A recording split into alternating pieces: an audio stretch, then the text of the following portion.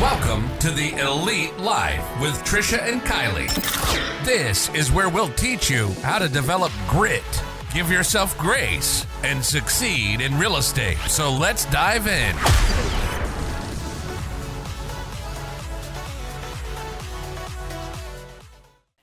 Hey out there in listener land, we are back with another episode of the Elite Life where we talk about grit, grace, and real estate. Sometimes food, sometimes life, sometimes goals, a little bit of everything. Sometimes we vent about our kids so we don't end up in prison. That happens too, definitely. So today... What are we talking about today, Trish? Tell everybody. Today we're talking about how'd you do in Q1? What? That sounds so fascinating. So fascinating, right? So we all set some goals, some things we wanted to accomplish, some intentions, whatever you want to call it.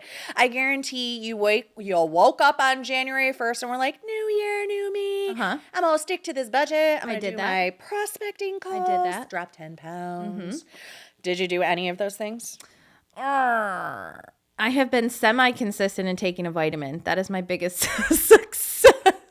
I'll take it. But you know what? Here's the thing. We're doing this episode because so often we get to like October, November, and every Tuesday we have Tuesday team chat at our office, 411 accountability meeting, and we check in with our goals, and people come in and out of that meeting, and that's totally okay, but it never fails. October, November come around, and they're talking about what they're doing this week, what they did last week, and I'm like, how you doing on your year? And they're like, oh yeah, no, totally bombed all of that. Well, yeah, because you didn't even look at it till October, right? And then there's the agents who come in and realize how far behind they are, and they make this face and they go... Exactly. So you cannot just be looking at what I did this week and what I did next week. That's important. It's a super because it keeps you on track. Yeah, absolutely. But it is in the puzzle of life, there are many pieces, and what you're doing today and this week and next week is just one little piece. Yeah. Yeah. Yep. How many agents out there? I'm curious. I wonder how many listening actually consistently review these markers. I guess that would be shout out to the listeners. If you're listening right now, whatever platform you're on, drop us a comment. Tell us how often, and be honest. No judgment. Tell us how frequently you look at your benchmarkers. We've talked before about here's my yearly goal and break it down to monthly action steps and weekly action steps. How frequently are you looking at that list and measuring out where you're at? So for example, this year, Ryan and I said, we want to sell 24 houses. That was we want to help 24 people or sell 24 houses. I don't care how you call it. But we want to do 24 deals. He wanted to do 12 on his own. So that's two closings a month. And because we did not properly set ourselves up in December, we had no closings in January. We have some for February. We've got some lined up for March. So we're getting there. But if I was just like, blah-de-da-de-da, and not keeping that number in mind, it just wouldn't matter because you're going to get off track. You might even be ahead. You might even be ahead of whatever your marker was. Like if your goal was to spend 10 hours making prospecting calls, maybe you didn't even realize it because you were so focused. You did 12 hours and you're ahead. Yeah. And I think that that's super, super important. I love what you guys did because I watch on the 411 sheets and people set their yearly goals and then they set their January goals according to their yearly goals.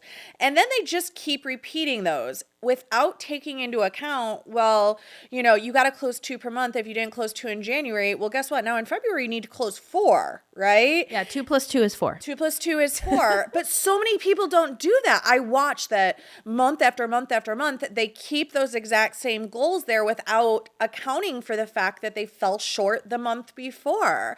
And when I do our family calendar, because I always have our family goals calendar, and then I have my business goals, and then I have my personal goals. So I actually have 3 separate calendars. Sure, because why not? Why not, right? But I am constantly keeping tally of that, right? So at the end of the month for our family goals, I go through and I count our little stickers. And I think our family goal for workouts, I'm probably off a little bit, but it's like 1,612 or something. Well, trying to track 1,612 workouts between 4 people throughout an entire year, like you got to stay on top of that. So every day I have to check that the stickers are on there. And then at the end of the month, I account for how much we did for the month. And then I account in whatever we were short, I add on to the next month. So if we only read 2 books, next month we got to read 10, right? Yeah. And then I take a screenshot of that and I text it to the whole fam. Hi, Billy. Oh, well, Trisha's got a visitor on her lap, so I'll take over here. Super important to stay on top. And that's what Ryan and I did. So what that means is because we fell short in January, we got to ramp it up, right? And so now Ryan and I are having really great conversations of like, what else can we do? Because prospecting calls are already on the list. Calling spiders, not spiders. We're not talking to spiders. They're dangerous and scary.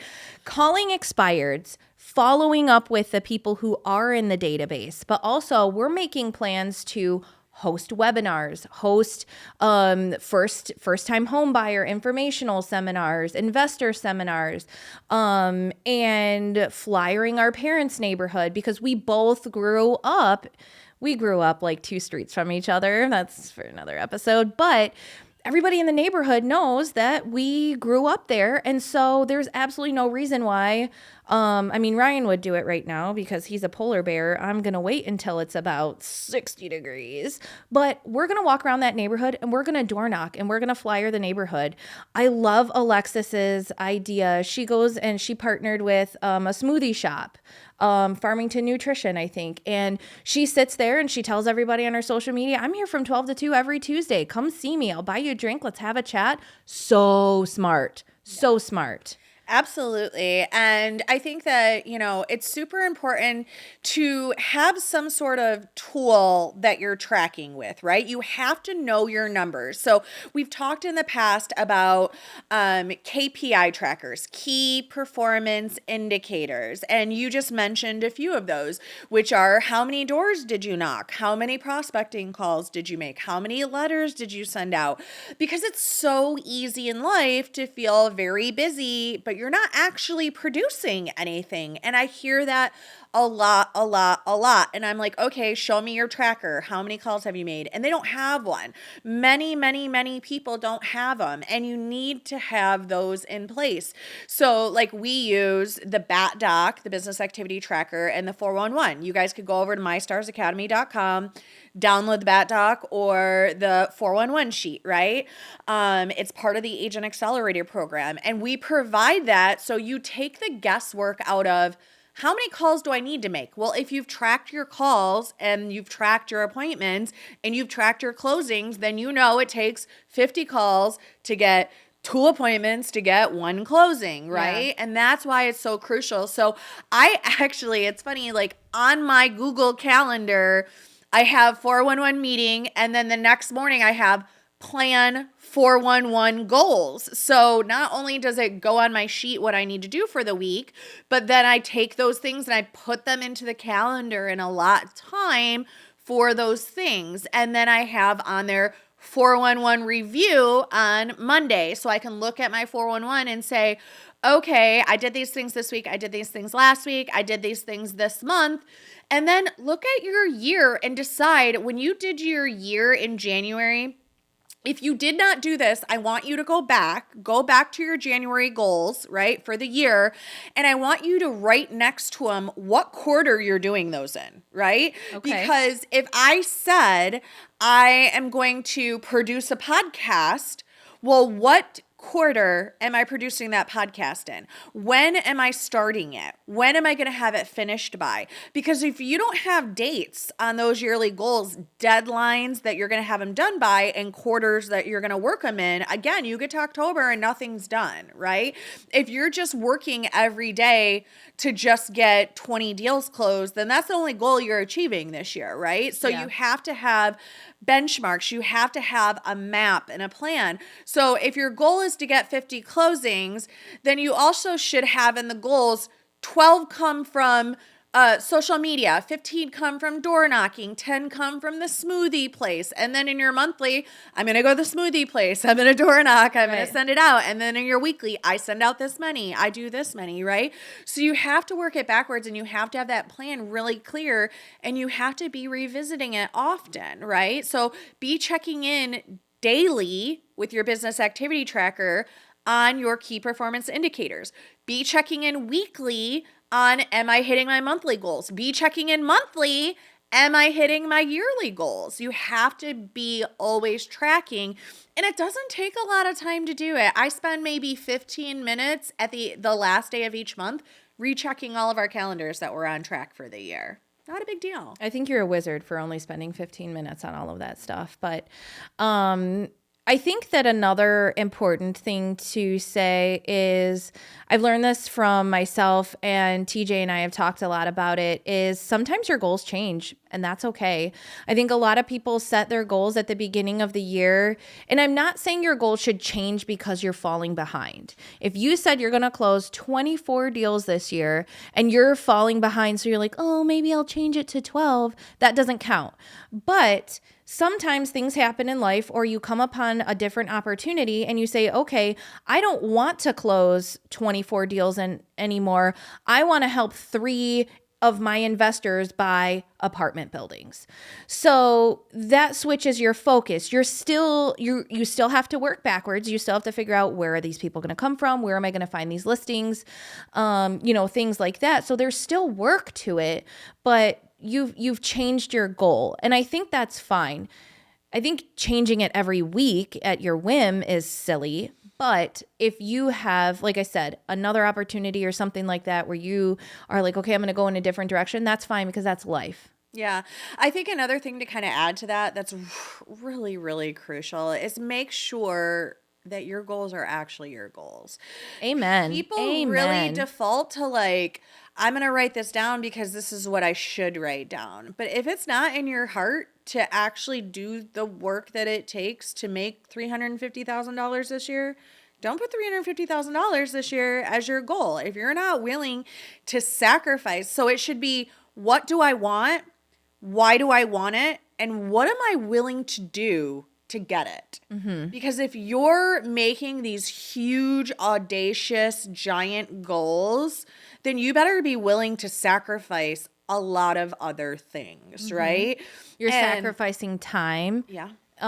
Missing things because you're going to be on that grind. You're sacrificing pride sometimes too, because you're going to make 250,000 phone calls, and 85% of those people are going to tell you pound sand, and they'll probably be a lot more terse than I am, but it's definitely a trade-off. It's a trade-off, but I think that's a great point, because at one time I was trying to be you. And which because you're such an inspiration. You've helped me so much. You've coached me through so much business and personal. And I love what you have. I love what you've built. It's definitely something to be proud of. It's admirable.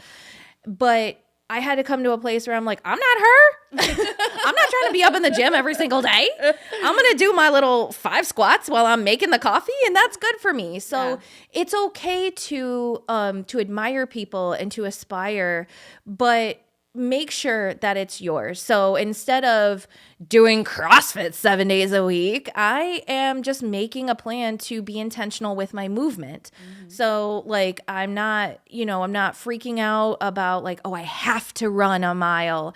No, you just have to move your body intentionally for 30 minutes. And if you can't do that, this obviously isn't a goal for you. Right. So I think that would be another point, is like, if you find yourself consistently not doing something, then it's obviously not important. And if you're consistently not building your business, it's obviously not important, and you should probably find another way to pay your bills. Absolutely. Oh, 100%. 100%. And a lot of people, again, I always go back to like, I hate the Facebook groups because the realtors in these Facebook groups are like, you have to door knock. And I was telling somebody the other day, I'm like, listen, they're like, well, do I have to door knock? I'm like, here's the thing. I want you to have a list of things that realtors can do to make money. Look at that list and pick 3 things that you think you'll enjoy doing. Go and try those 3 things for 6 to 8 months. If those things don't work after you have consistently tried them day after day, month after month for 6 to 8 months, then move on to a different 3.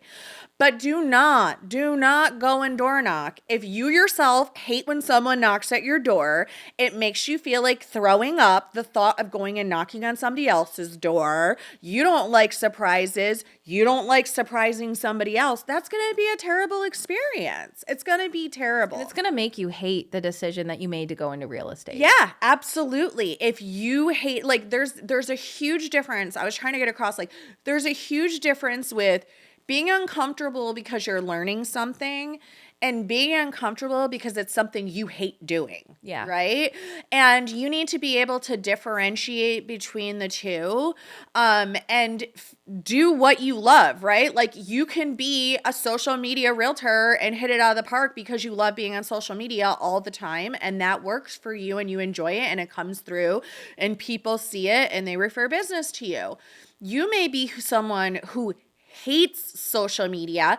That will come out in your social media. You'll be posting like awful posts, you can tell like 75 paragraph things that you copied off of a, magazine article or a blog or something. Like, you can tell your heart's not in it, right? Yeah. You're not happily sharing your life. You're trudging through posting random crap, right? Or trying to sell houses on Facebook. Like, that's not going to work, right? So make sure that whatever it is you're doing, that your goals should be your goals, and your goals should align with what brings you joy. And if it brings you joy and you like doing it, like we like serving people, we like helping people, we like being a part of impacting their lives, so we'll love doing this forever. It never feels like a job, right? But like we talked about in prior episodes, if you're not a people person and you don't want people calling you all the time and you don't want them complaining to you when it's not going their day, or you can't handle the stress of when things go sideways and you have to start thinking outside of the box, what are we going to do? Then that shouldn't be your goal. Yeah, absolutely. I feel like so many agents get super caught up with, especially when they're new, like we've talked about before, you're full of fire and you're like, yeah. And you go to the office and you get into the rah-rah, with everybody being motivated. But then you go home and you're like, I don't know how I'm going to do this. I don't want to do this. It's just, you have to line everything up with you. Yeah, you just have to. And I would say, like, we mentioned the BAT doc, we mentioned the 411, but having a tracking system. So making sure, like, if you use a dialer, you're counting your dials. If you use a CRM, like we do, we use Follow Up Boss, great CRM, you're using your smart lists. Like, people will ask me, what's the best script there is, the one you use, right? Like, you have to have and you have to practice. Mm-hmm. You have to, I didn't mean to cut you off. You have to practice. This is one thing that I learned in sales a long time ago is if you don't sit and practice your script, you're going to either sound like a robot or you're going to sound like an idiot because you don't know what you're talking about. And sometimes you get a script and you use it, then you modify it to fit your feel, fit your style. Like, I remember when I was working in property management, I hired one of our friends, Phil, shout out to Phil DeConick. He left Quill. He'd been super friggin' successful at Quill for so long, got sick of the rat race. And literally the moment he quit, I started plotting on getting him for my property management company because he's a very, very good salesman. So I finally talked him into it, and he came in. I handed him the script that I had prepared, that I use, all the stuff I said. He's like, "This is too long. I'll make my own." So he literally took the script, cut it down to 3 sentences, and was super successful. So like it's okay to take something and modify it, but you have to use it. It has to be the one that you use, and it has to feel like you. If you're just getting started, a great practice is get in front of the mirror, get dolled up like you're going to a listing appointment or a buyer's consultation, whatever you're practicing, get in front of the mirror and watch yourself do it, which at first is really super weird because how often do we watch ourselves do things? But if you can get in front of the mirror and you can run through that script, even just like make it a point, like right before bed, you're just going to run through that script like 1 or 2 times, in the mirror, or record yourself, audio, video. I almost said videotape. So that is a great way to get some practice. Yeah, I will tell you, when I was speaking on stage at Suburban last year, I grabbed Angelina's karaoke mic and I put on the webcam on my computer, like popped up the little webcam, and I recorded myself doing my speech so I could get in the habit of walking around with my microphone, and I could rewatch it and hear where I messed up, hear what part was giving me a hard time. And I realized like there was a piece in the beginning I kept messing up. And I'm like, dude, I'll just cut that piece, right? Yeah. Like, so if something doesn't work, don't do it. Don't do it. But I think like what we're trying to really hit home and dial in is don't just write your goals in January and put them on the shelf, right? You have to check into them. You have to review them. You have to say, are these still my goals? Do they fit me? Am I still willing to sacrifice the things I need to sacrifice to get to them? If not, rewrite new goals and start getting to work on them immediately. But whatever you do, don't just go free willy-nilly, right? Like, no, you are not going to grow unless you are intentional about your action steps to grow. Yeah. So what are some of the resources? I know I use my Google Calendar, like, it's I live and breathe by it. I can't have life without it.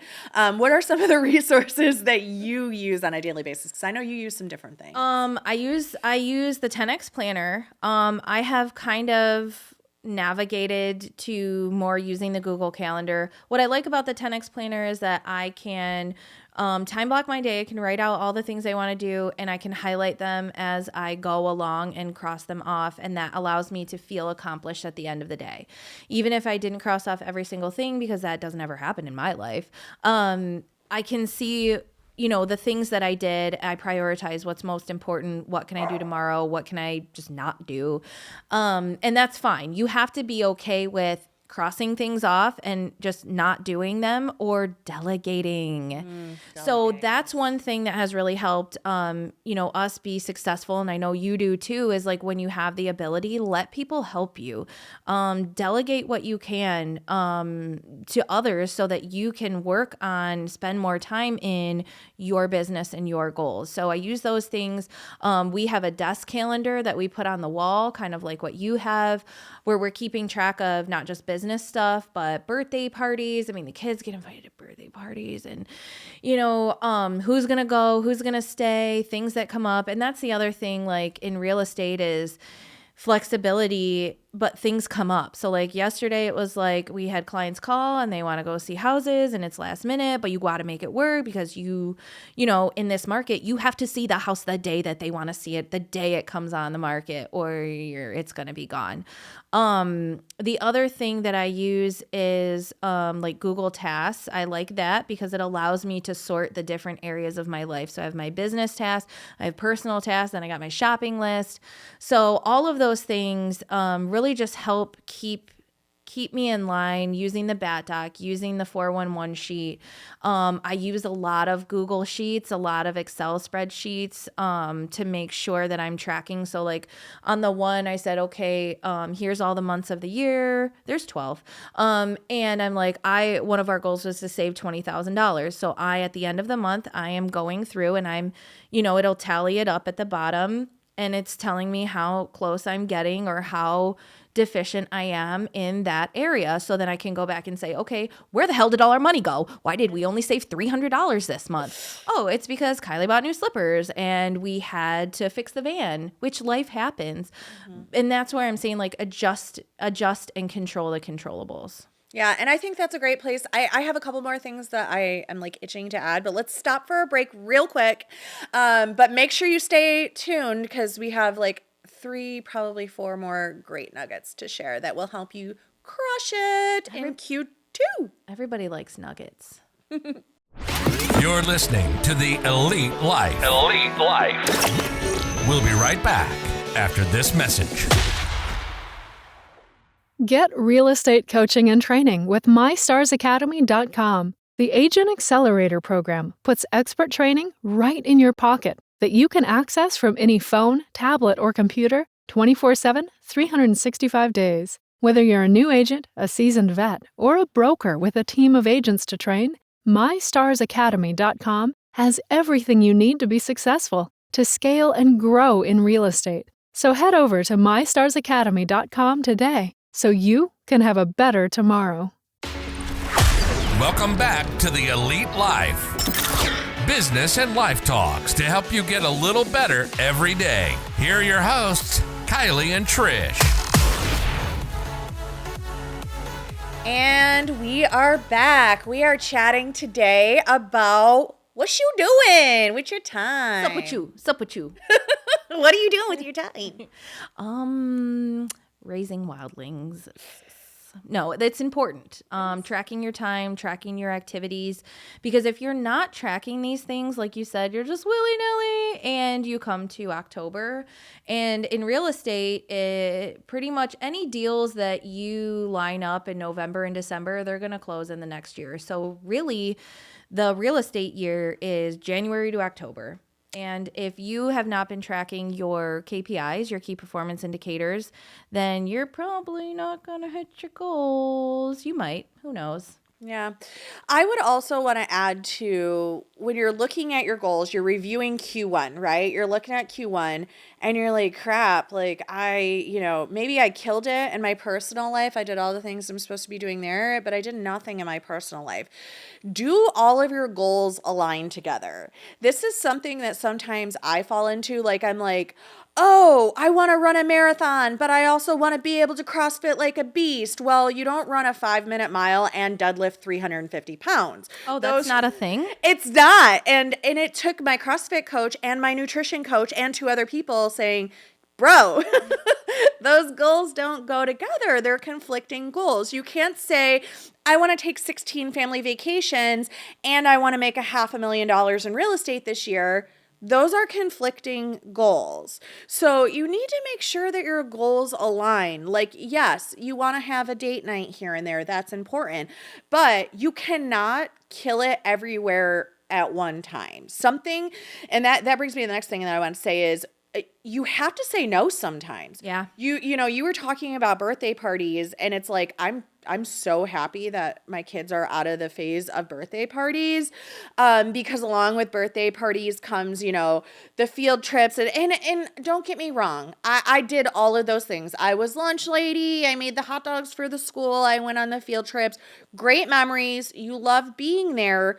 But that time is such a time of extreme exhaustion. Mm-hmm. And when I was doing all those things at home and with my kids, I will tell you, I was not doing all of these things that I'm doing today at work. I was not listing $1 million houses or $500,000 houses or listing any houses for that matter, probably during those times, because I was saying yes to everything. And I remember one day Andy came into the office and he's like, Trish, let a different parent cook the freaking hot dogs on Friday. There is no reason that you need to be in there. And it was funny because the same day a girl came in and she's like, I wish my mom would do lunch, but she has a job. And I'm like, yeah, I have a job too. You get no hot dog, right? None for you. So I'm not saying don't be present in your kids' lives and don't contribute, but also know when to say no. Every yes to something is a no to something else. And you can't say yes to every single field trip and every single volunteer thing and every single party and every single thing at home and every single week we go on a date night and every single month we go on a vacation. And then also expect to prospect 65 hours and make $5 million and have 1,500 listings. Like, you cannot do all of both. It is just impossible. There's only so many chemicals in your brain, science, for making decisions, and you only have so much energy and you only have so much bandwidth. And I will tell you what, you cannot pour from an empty cup. And I am the number one person for pushing myself to exhaustion until I'm like deathly ill on my deathbed. Mm-hmm. And I feel like, though, I am learning from this over time, right? Like, I broke my tailbone, and well, not fully broken, bruised my tailbone. So you know what? I haven't been CrossFitting. I tried it out last week. I tried to go one day and it was awful and excruciating pain, and I have not been back since. Now, I will probably try it out again tomorrow to see how it works, but I'm giving myself the time to recover in between. I'm getting smarter about it, right? And the same with, okay, if I need to take a month where I know coming up, Trent's going to be graduating. I know I'm going to be spending time and energy going into that. So guess what? Right now, I am grinding at work. I am getting all the listings, getting all the buyers, doing all the recruiting, doing all the training. And I'm not coming home and cooking dinner. Dave's handling that, right? So like you said, delegate, understand your strengths and weaknesses. Understand you cannot fill every bucket at one time, and that's okay because we're humans. Give yourself some grace. Use your grit in the space where you're focused on, and make sure all your goals align and you're not saying yes to absolutely everything. I actually one time, no joke, made a goal on my 411 sheet that I was going to say no to 2 things. And that day they were like, goal? It was an actual goal because it was when the kids were young and I was just saying yes to everything and I was killing myself. Yeah. And so I was angry and I was tired and I was hungry and I really wasn't doing anybody any favors. I was probably awful to be around at that time.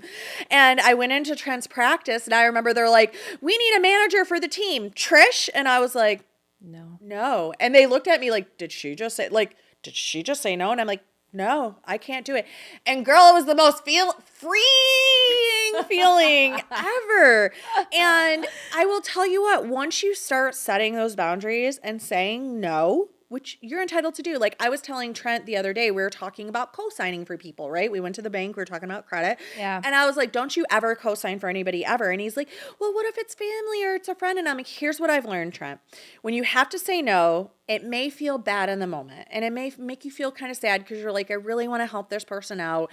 It's my family member, blah, blah, blah, blah, blah. Here's the thing I learned. If you don't do it, they'll find someone who will. Absolutely. They'll find someone who will. So you don't need to enable your sister who keeps borrowing money from you. If you say no, she'll find someone else to borrow money from, right? And I told him, I said, don't you even co-sign for me. Like if I fall into the hard times, do not buy me a car or a house because I don't deserve it, okay? People deserve it because they worked hard, they were responsible, and they get that thing, okay? And teach your kids that, dude. Teach your kids to set boundaries, to have hard conversations, and do it yourself. Like, I know, like, I'm a people pleaser. I'm a super people pleaser. But when I was able to start setting some boundaries and saying no, it not only made my life better, it made my family's life better, it made my work life better, it made our business run better, because I don't need to say, yes, I'll take every vendor meeting. I don't need to say, yes, me and Dave will both be at every birthday party and be at every swim and be at everything. It's okay if sometimes he takes a birthday party and I take a hockey game. Yeah. That's fine, At the end of the day, nobody dies. It's okay if Kim tells vendors, no thanks. We already have a mortgage guy and he's awesome. Yeah. That's okay. These things are okay. It's okay if I don't write a check for every single team that asks me to sponsor them. I do a lot of them, but I don't have to say yes to every single one and make our company go broke, right? Yeah. So choose your yeses carefully. Say no sometimes. Delegate out. Make sure your goals align together because that's how you actually accomplish your Q1 goals, right? You got to make sure you're staying focused on the right things. And there's something that you shared with me a while back when we first started doing, coaching together. It was personal. It was life coaching. It wasn't even business stuff.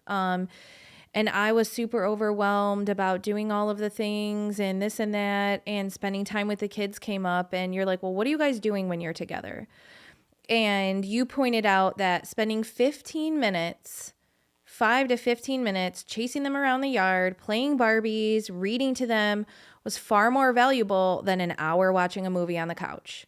And so there are ways that you can say yes without sacrificing too much, and it's quality over quantity. So I just wanted to speak to parents listening, like, don't feel like your kids are feeling neglected if you have to work until 8 o'clock at night. Like, nobody's gonna die, and they know that you love them. I mean, if you're a good parent, you're constantly telling your kid, you're beautiful, I love you, you're the most important thing in my life. But don't let, like, I can't tell you how many times my daughter has come over to me, because she's a Sasquatch, and she has said, Mom, stop and put your stupid phone down and play with me. And I've had to say, number one, you talk to me like that again, we're going to have a much more intense conversation. Number two, I'm working right now. Because what they see is, what they're seeing right now is Mom's phone is more important than me. Sure. And, and they know that it's Facebook and YouTube and all of that. So I tell my kids, I'm like, Mommy's working right now. I'm going to be another 15 minutes. And then I will put my phone away. We'll set a timer and you will have me for 30 minutes and we will do whatever you want, so long as it's legal and we're not going to burn the house down. And a lot of times she accepts that and says, okay. And she knows how to do time now. So she'll go stand in the kitchen and watch the microwave, because it's a digital clock. And she'll be like, all right, it's 10:15, and she'll count 15 minutes. And then she'll come and tell me, your 15 minutes are up. Let's go have a dance party. And I think that's good in so many ways. Number one, it's good for your kids to learn to wait. Amen. Right? You don't walk into, Best Buy and be like, I need to see Bill Gates right now, right? Yeah. No, dude, that's just not how life works. So us teaching our kids this, like, instant gratification, your way, right away, Burger King mentality is not helping anybody. Number two, what she's learning is that you are a strong role model. You are a woman that's doing her business, that's making things happen, and she's going to want to grow up and be just like you, right? Well, yeah, we'll see about that. The good parts, right? Let's hope so. But yeah, I mean, having that intentional time, when I was talking about me and Trent went to the bank, before we went, he was like, oh, I'm leaving to go pick up G Money, his girlfriend Grace. And I was like, listen, I need you to not do that. I need you to sit down with me so that we can have a conversation. And I expected him to go, no, I need to go see my girlfriend. And he's like, okay. And I was like, okay. And I realized, though, in hindsight, it's because I don't do that very often. If I'm like, hey, we need to sit down and have a conversation, he understands that this is an important time that my mom needs to talk to me about something, and he shuts everything else down and he does it. If I was constantly nagging him like, you never give me any time, blah, blah, blah, blah, blah, that would be a lot different, right? But we've established that I respect your time, you respect my time. When I am on the phone, he understands that, both my kids understand. Because when they were little, they were the same way, like, oh, you care about your phone more than me. And when I would explain, like, I'm not on Facebook, like, screwing around scrolling. I'm posting social media content for our business. Our business gives us the money to go on trips. Those trips are what you remember for a lifetime, right? So when I came home last night at, it was like 8:30, 9 o'clock from the office, they're not going to care that I came home at 8:30, 9 o'clock. They're going to care that we went to Turks and Caicos for a week and we had an amazing time and we swam with sharks and did scuba diving and went on jet skis. And that's what they're going to remember, right? Yeah. That's what's important.